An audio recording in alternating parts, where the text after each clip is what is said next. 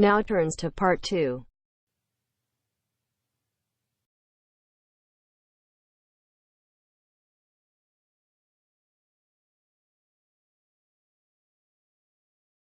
You will hear a talk on the radio about grass roofs. First, you have some time to look at questions 11 to 13.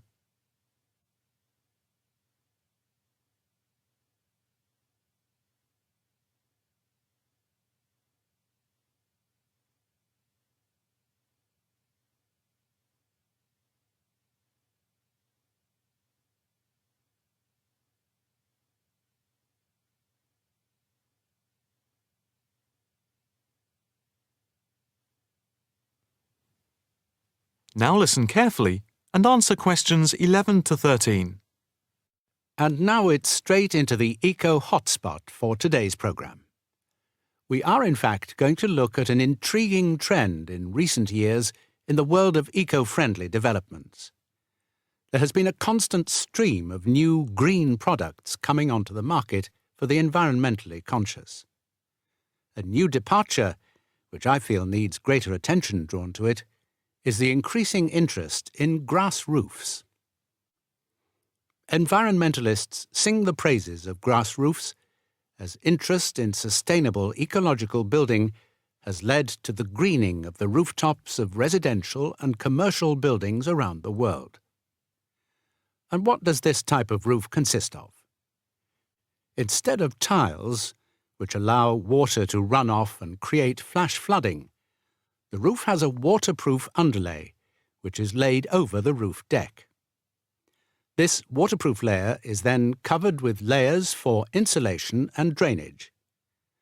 Then, on top of the insulation and drainage layer, is added a final layer of soil or crushed stones for the plants and/or grass to grow on. The roof can be planted with wildflowers to add colour and life to your rooftop. Before you hear the rest of the talk, you have some time to look at questions 14 to 20.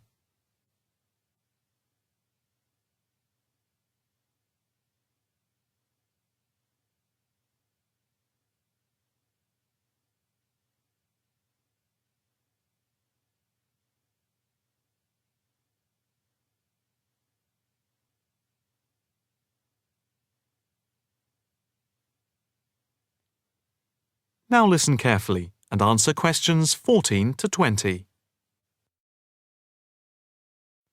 As for the benefits of grass roofs, in spring and in summer they are very pretty as flowers spring into bloom. Moreover, in summer, grass roofs are of particular benefit in cities because they keep any building cool by reflecting the sun's rays. In winter, the grass roofs insulate the building, helping to prevent heat loss. The roofs require little maintenance and are better than any other roofing material. They encourage biodiversity by attracting bees and birds, and they absorb water runoff, which helps prevent flash flooding. In fact, the gravel layer retains 71% of the rainwater that falls, thus helping to prevent flash flooding. In winter, the brown soil is a bit more evident, which can look unattractive if the roofs are not tended carefully. But that is a price worth paying, and I would say that they come highly recommended by those who have them. If you compare grass roofs with tiles, the latter do certainly look very tidy, but at a price to the future of the planet.